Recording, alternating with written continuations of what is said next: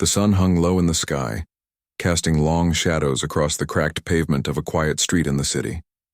It was one of those afternoons where the air felt heavy, like it couldn't decide whether to rain or just stay gloomy. Charles Davis shuffled along the sidewalk, his steps slow but steady. In one hand he held a plastic grocery bag filled with bread, canned soup, and a few apples. His other hand gripped a wooden cane, its tip tapping softly against the ground with each step he took. Charles wasn't a tall man, nor was he particularly broad-shouldered, but there was something about him that commanded respect. Maybe it was the way he carried himself, his back straight despite his age, his eyes calm and full of wisdom.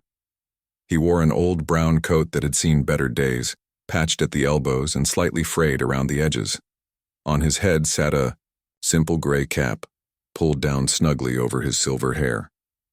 To anyone who bothered to look closely, Charles seemed like the kind of person who had lived through more than most people could imagine. As he turned the corner onto Maple Street, Charles paused for a moment to catch his breath. The walk from the store hadn't been long, but even small distances felt exhausting these days. He glanced up at the row of brick buildings lining the street, their windows reflecting the dull orange light of the setting sun. This neighborhood wasn't what it used to be. Once vibrant and alive with laughter and music, it now felt tired, worn down by years of neglect. Still, it was home, and Charles had no plans of leaving anytime soon. Just as he started moving again, a sharp laugh cut through the silence.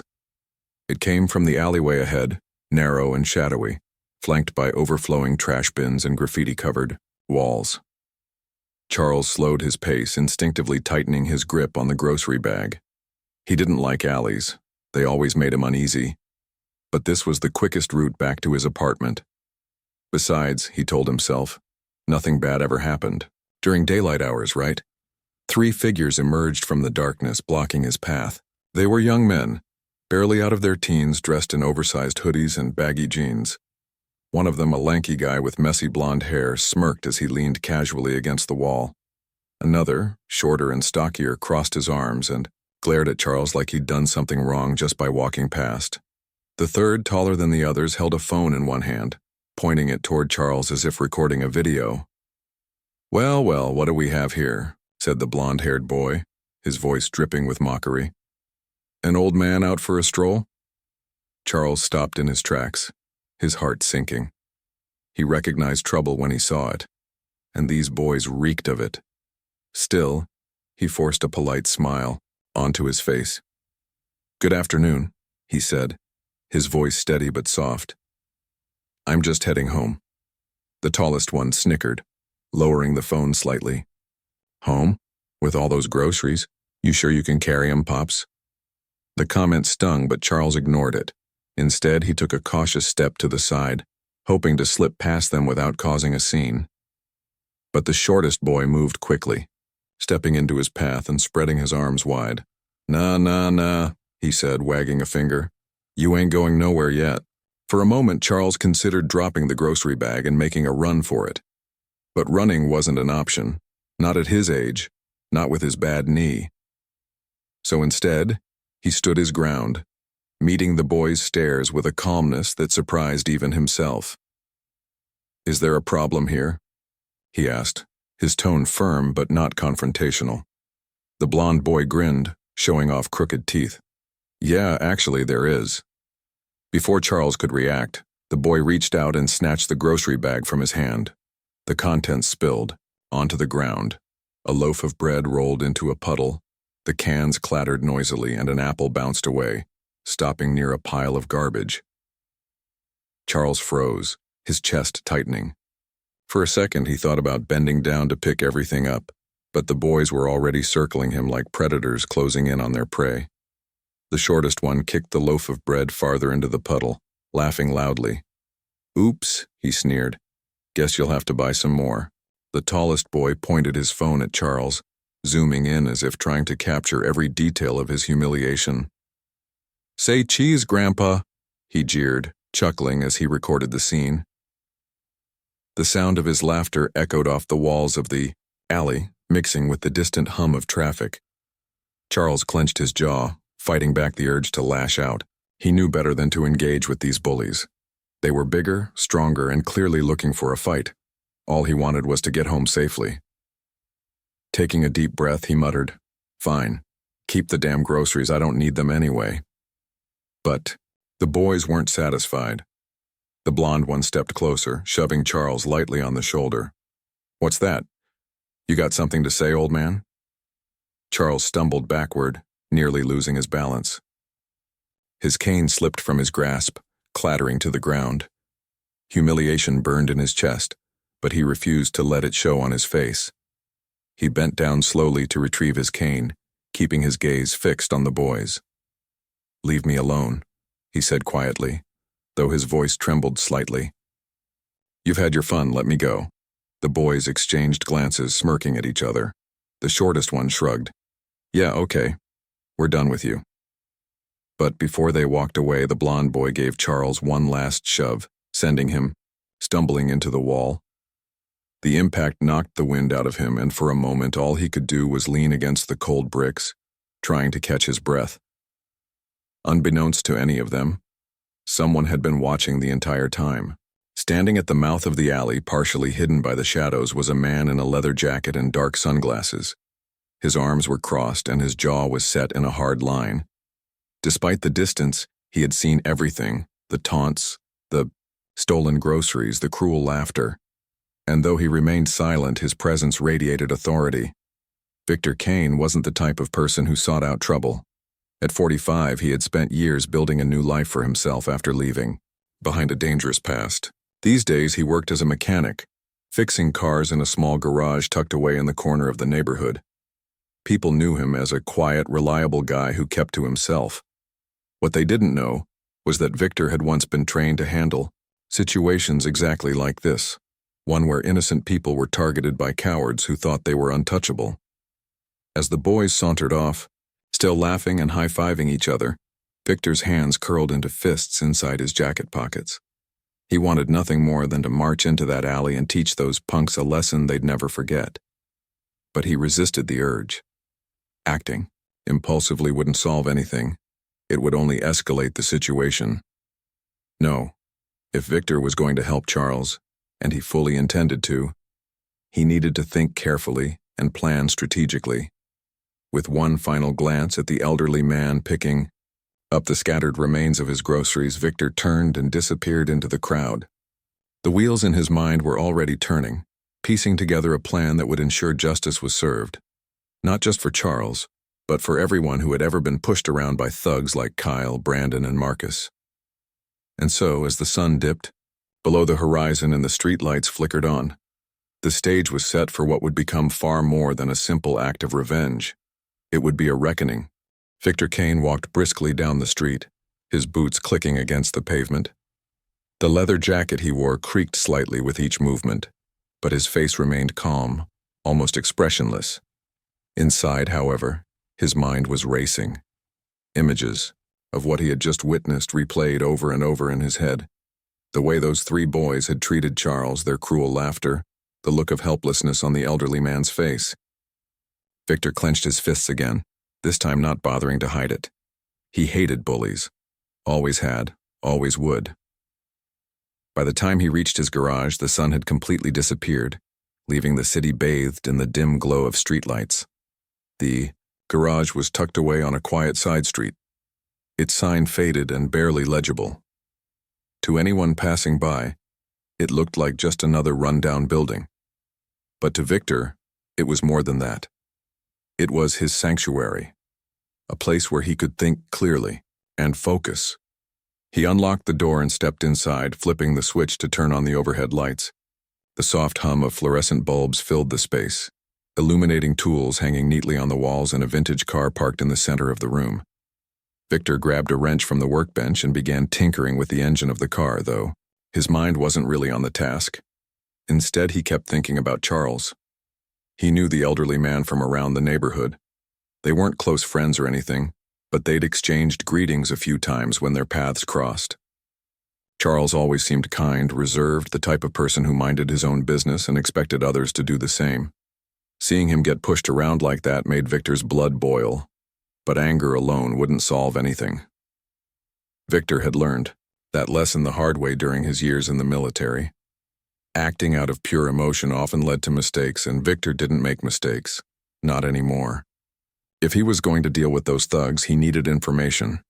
He needed to know who they were, where they lived, how they operated. Only then could he come up with a plan that would truly make them pay for what they'd done. With that thought in mind, Victor pulled out his phone and opened a web browser. Social media had become a goldmine of personal information, and Victor knew exactly how to use it. He started by searching for videos posted by Mighty Mark, the name he'd heard one of the boys mention while recording Charles. It didn't take long to find an account belonging to Marcus Johnson. His profile picture showed him flexing his arms in front of a mirror, his shirt off and his chest puffed out. Scrolling through his posts, Victor saw countless clips of Marcus bragging about fights he'd won, parties he'd attended, and people he'd intimidated. There were even a few videos of him harassing strangers on the street, laughing as they tried to walk away. Next, Victor turned his attention to the other two boys. By piecing together details from Marcus's posts and cross-referencing them with local news articles, he managed to identify the blonde-haired boy as Kyle Bennett and the shorter one as Brandon Carter. Both had reputations for causing trouble in the neighborhood, shoplifting, vandalizing property, picking fights. None of them seemed particularly smart, which worked in Victor's favor. People who acted tough online often forgot that the internet left a trail and trails could be followed. Once he had their names, Victor dug deeper. He found out that Kyle worked part-time at a gas station near the edge of town. Brandon frequented a nearby gym where he liked to show off his muscles and intimidate smaller members. And Marcus?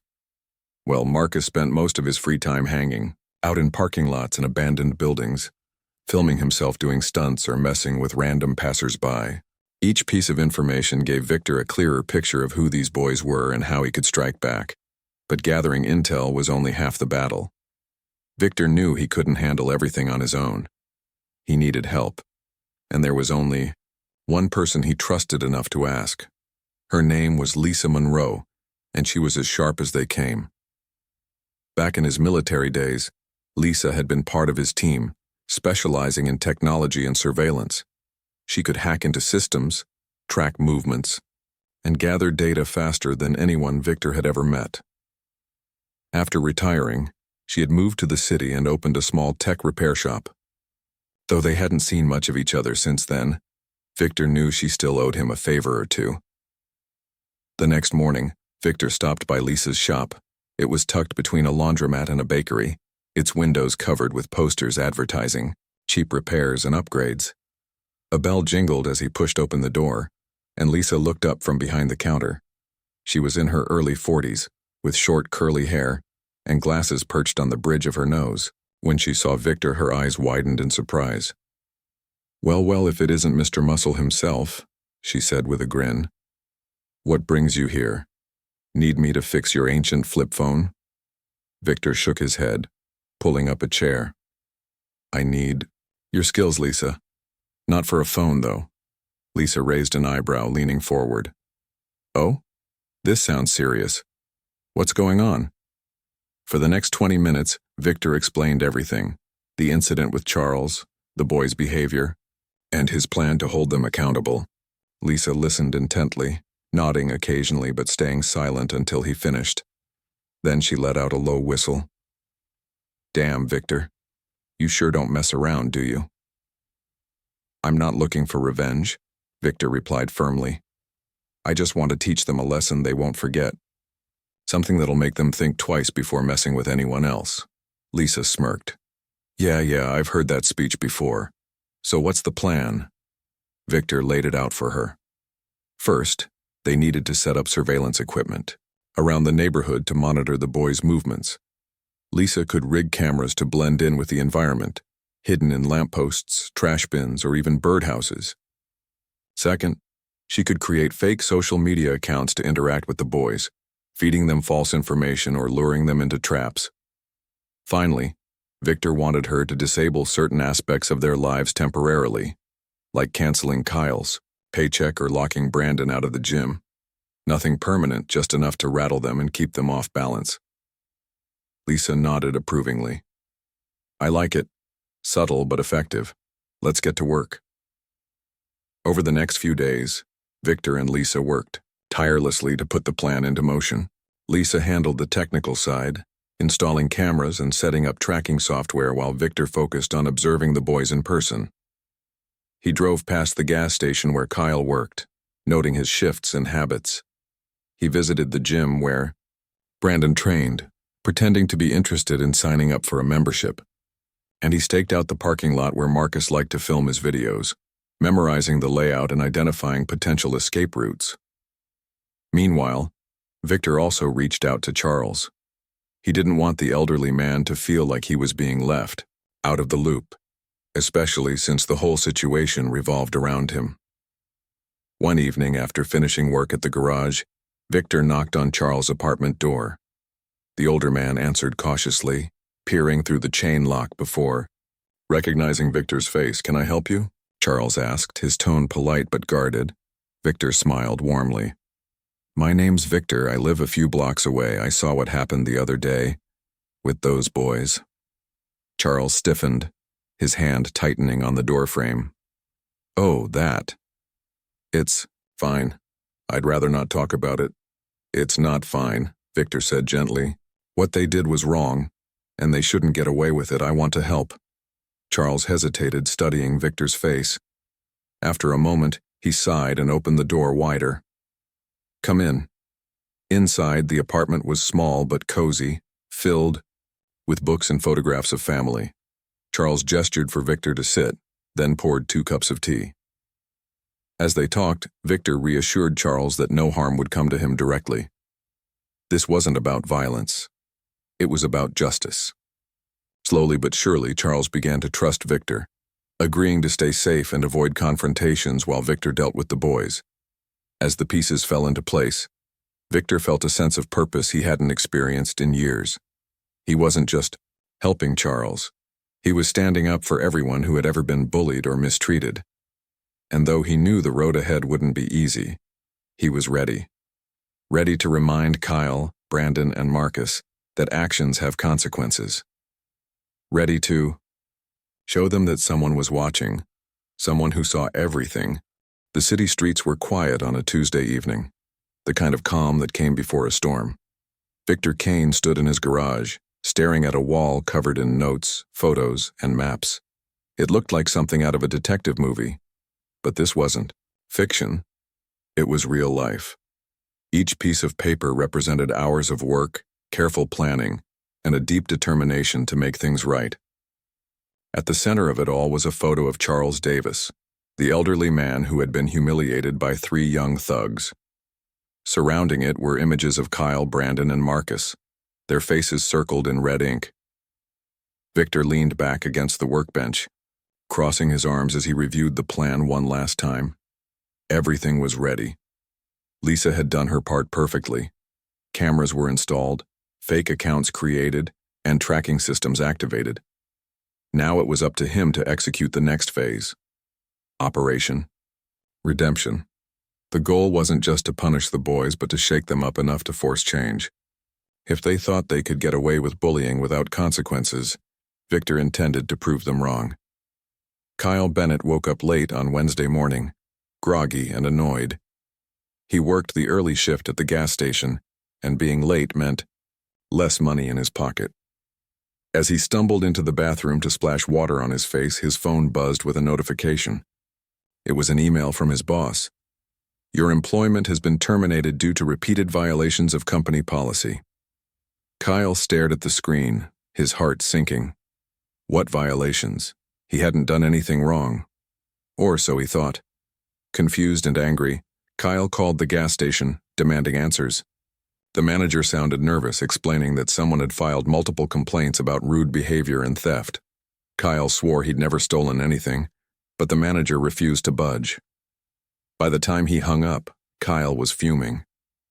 Who would do this to him? He stormed out of his apartment, slamming the door behind him, and headed straight to the gym to blow off steam.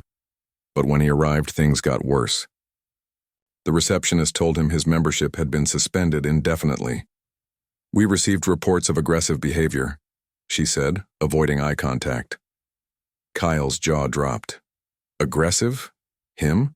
Sure, he liked to joke around and maybe flex a little, but aggressive? This had to be some kind of mistake. Meanwhile, Brandon Carter was having a similarly rough day. He showed up at the gym expecting to lift weights and show off, only to find himself locked out. His keycard didn't work and no one inside seemed to recognize him. Frustrated, he tried calling customer service, but the line kept disconnecting. When he finally got through, the representative informed him that his account had been flagged for suspicious activity. Suspicious activity? Brandon clenched his fists, muttering under his breath. Someone was messing with him and he didn't like it one bit. Then there was Marcus Johnson. Unlike his friends, Marcus spent most of his day online, scrolling through social media and posting videos, but today something strange happened.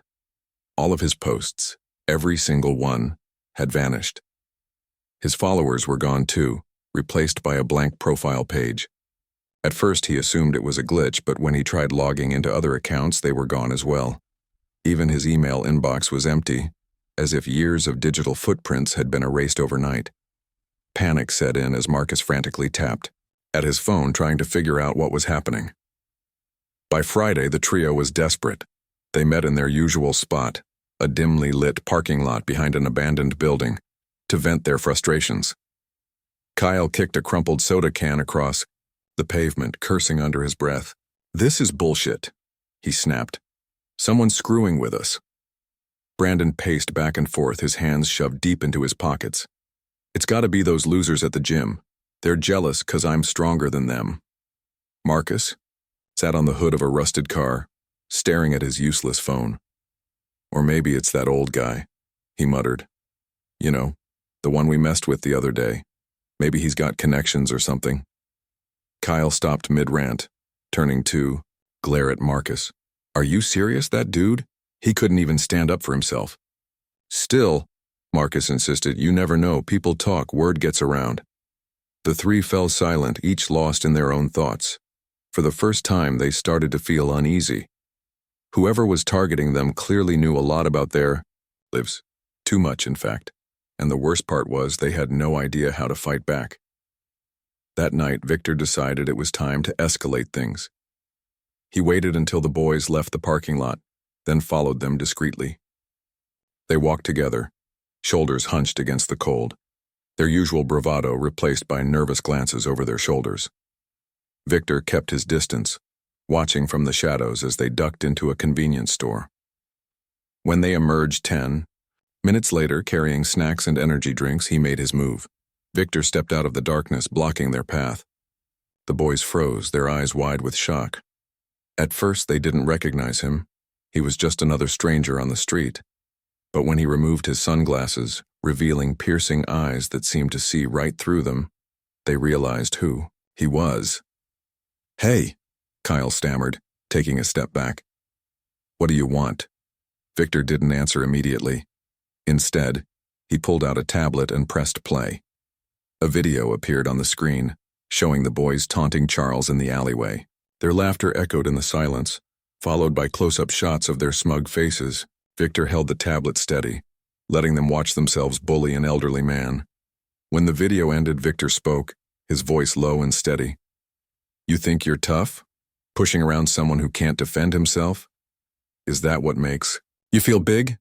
The boys exchanged uneasy glances, their earlier confidence crumbling. Marcus took a shaky step forward. What's your problem, man? We didn't hurt anyone." "You hurt him," Victor replied, pointing at the frozen image of Charles on the tablet. "And now you're paying the price." "What are you talking about?" Brandon demanded, though his voice wavered. Victor smirked. "Let me explain. Your jobs? Gone? Your memberships? Suspended? Your online presence? Deleted. All because of what you did to that man." The boys stared at him, their mouths hanging open. For once, they were speechless. "I'm giving you a choice," Victor continued. "Apologize publicly to Charles and volunteer at the community center for 6 months, or—" He let the sentence hang, his tone leaving no room for doubt. "Or things will get worse." Kyle swallowed hard, his bravado completely gone. "We will do it," he mumbled. "We'll apologize. Victor nodded, satisfied. Good. You start tomorrow. Don't make me regret this. With that, he turned and walked away, disappearing into the night. The boys stood there, trembling, unsure of what had just happened. But one thing was clear. They weren't untouchable anymore. Someone was watching, and they weren't afraid to act. Later that night, Victor returned to his garage where Lisa was waiting. She raised an eyebrow when she saw him. How'd it go? They folded, Victor said, a hint of satisfaction in his voice.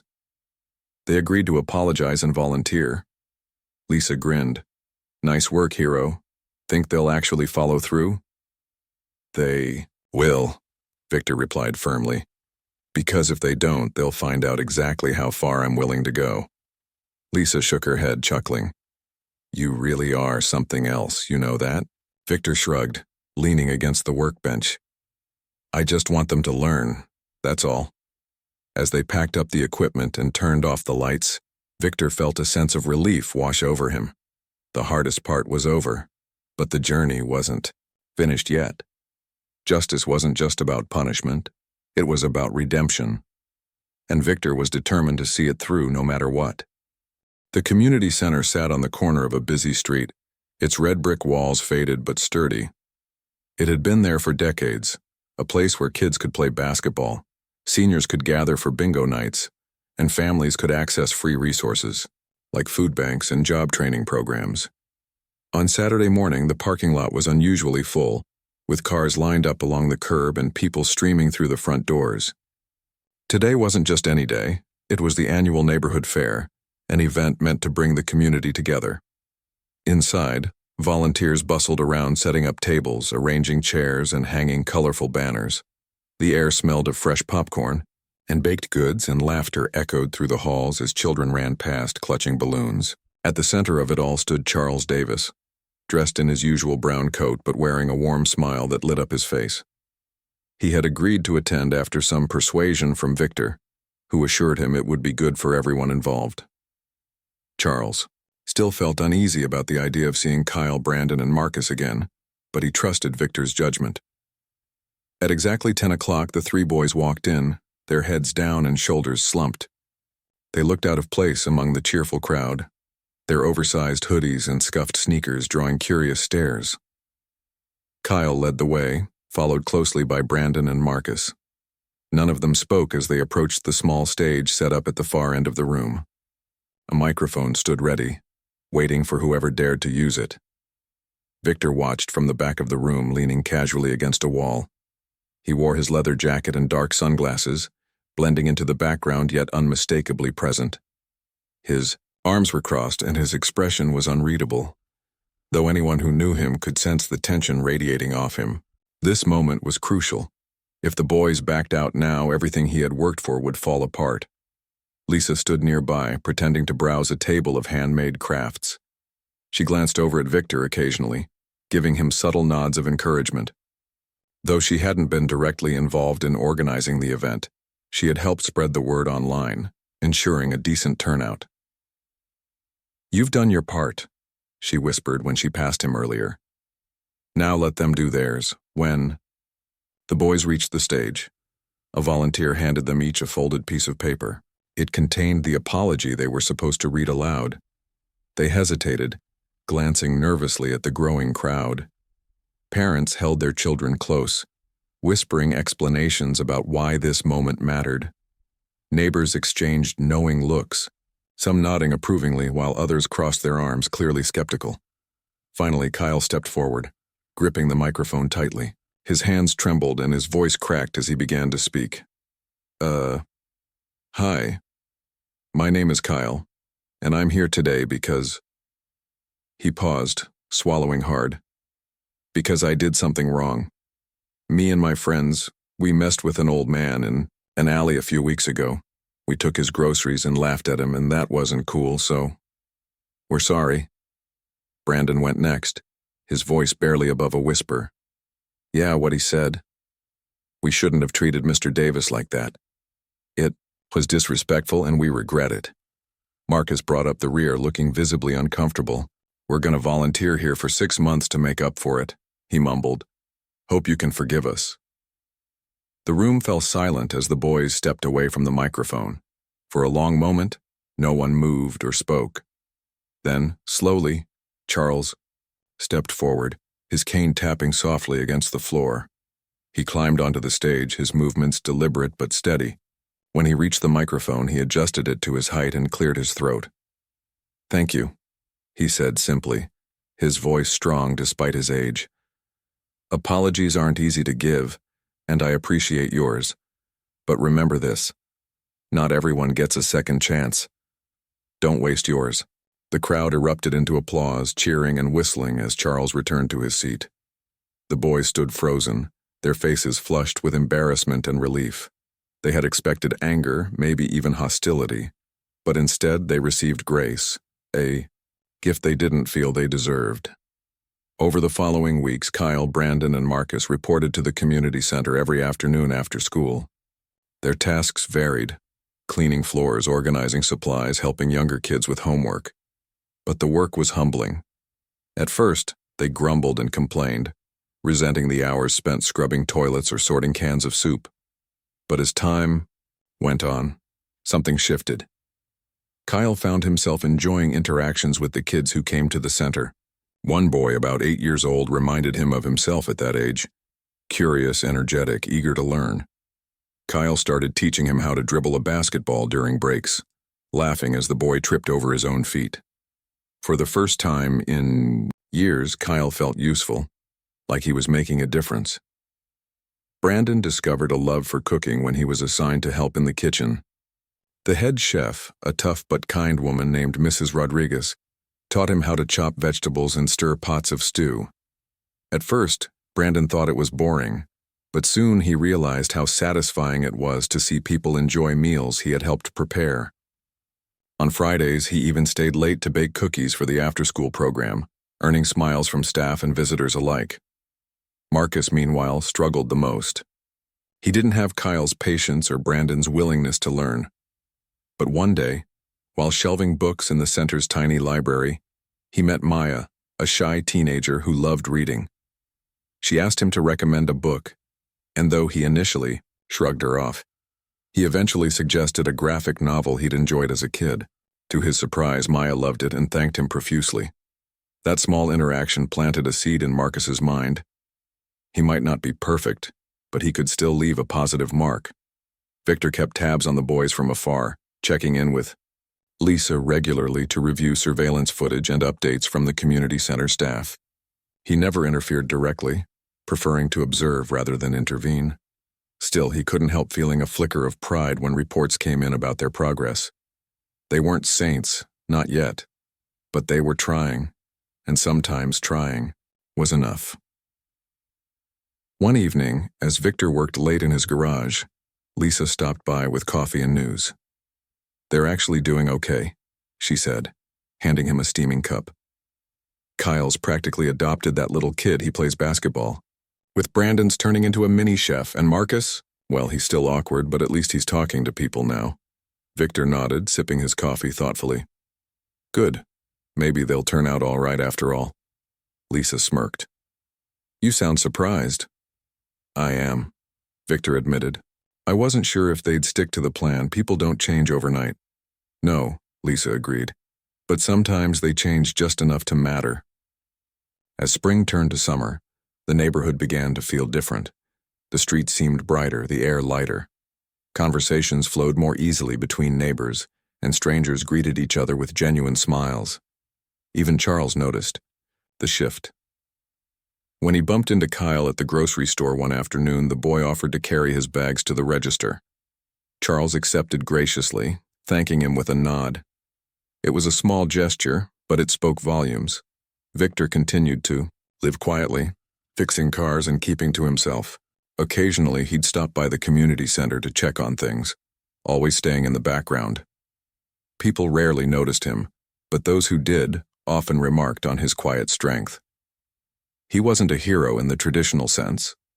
He didn't wear a cape or fight supervillains, but he had made a difference in his own way. One evening, as the sun dipped below the horizon, Victor stood outside the garage, gazing at the city skyline. Lisa joined him, holding 2 beers. She handed one to him and leaned against the railing beside him. "So," she said after a pause, "what's next for you, Vigilante?" Victor chuckled softly. "Nothing. Just keeping an eye on things." Lisa raised an eyebrow. "Keeping an eye, huh? You know, you could have gone full-on superhero with this whole thing. Masks, gadgets, the works. And attract attention?" Victor shook his head. "No thanks. I prefer staying in the shadows." "Well, whatever you call it, you've earned a break," Lisa said, clinking her bottle against his. "Take it easy for once."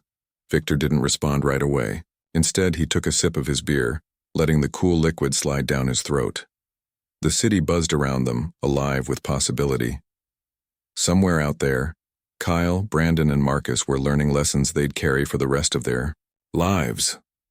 And somewhere else, Charles was walking home, his grocery bag secure in his arms, his spirit unbroken. For Victor, that was enough. Months had passed since the boys, Kyle, Brandon, and Marcus, began volunteering at the community center. The neighborhood was quieter now, not because there were fewer people around, but because the tension that once lingered in the air had faded. Things felt lighter, easier, as if the weight of fear and mistrust had been lifted. People smiled more often, greeted each other warmly, and looked out for one another. It wasn't a perfect world, but it was better. Charles Davis noticed the change too. He still walked to the grocery store every week, his cane tapping softly against the pavement, but he no longer felt uneasy when passing through alleys or dimly lit streets. The boy's apology, though forced at first, seemed to have opened a door, a chance for forgiveness and understanding. Charles didn't hold grudges. He believed everyone deserved a second chance, even those who had wronged him. Still, he couldn't deny that seeing Kyle, Brandon, and Marcus working hard at the community center brought him a sense of peace he hadn't expected. One crisp autumn evening, Charles hosted a small gathering in his apartment. He had invited a few neighbors, including Victor Kane, who had become a familiar face over the past months. Though Victor rarely spoke much during these meetings, his presence was comforting, like a silent promise that everything would be okay. For Charles, that meant more than words ever could. The living room was cozy, filled with mismatched chairs and the smell of freshly brewed coffee. A plate of cookies sat on the table, baked earlier that day by Mrs. Rodriguez from the community center. As guests trickled in, they settled into their seats, chatting quietly about the latest events in the neighborhood. Someone mentioned how the local park had been cleaned up, thanks in part to the boys' efforts. Another neighbor praised Brandon's cooking skills, saying his chili had been the highlight of last month's potluck. Victor arrived late, as usual, slipping in without drawing attention to himself. He nodded politely at the others, accepting a cup of coffee from Charles before finding a spot near the window. From there, he could see the city skyline glowing faintly in the distance. The view reminded him of why he had stayed in this neighborhood after retiring from his old life. There was something raw and real about it, something worth protecting. As the conversation drifted toward lighter topics, Charles cleared his throat gently. "I wanted to thank all of you for coming tonight," he began, his voice soft but steady. "Especially Victor." He turned to look at the man by the window who shifted uncomfortably under the sudden spotlight. "Without him, I don't think things would have turned out the way they did." Victor raised a hand, shaking his head slightly. "It wasn't just me," he said simply. "Everyone played a part." But Charles wasn't finished.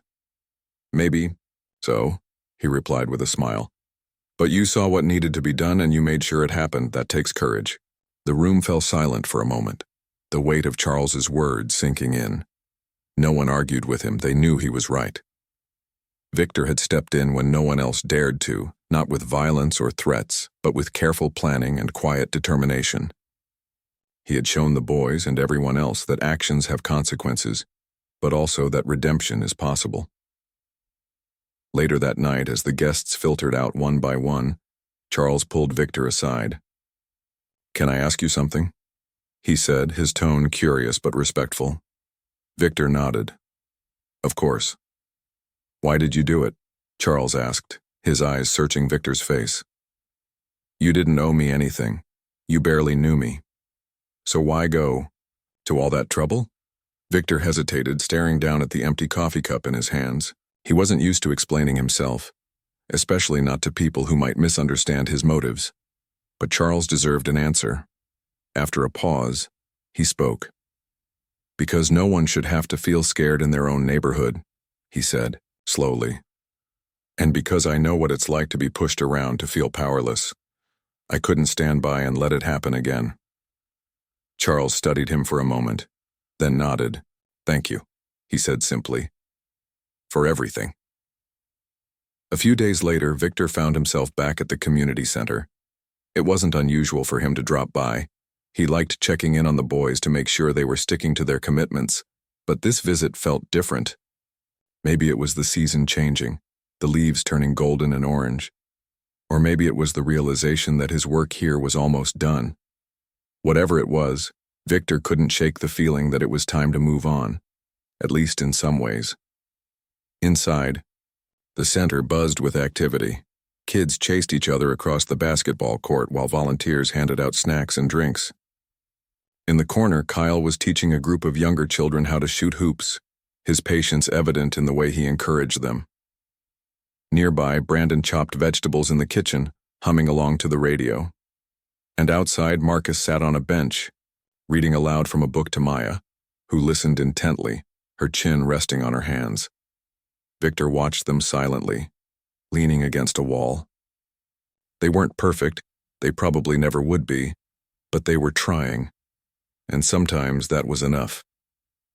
He thought about the countless hours he and Lisa had spent planning, strategizing, and executing Operation Redemption. Had it been worth? Absolutely. But now it was time to step back and let life take its course. Lisa joined him a short while later, carrying 2 cups of tea. She handed one to him and leaned against the wall beside him. Penny, for your thoughts? She asked, raising an eyebrow.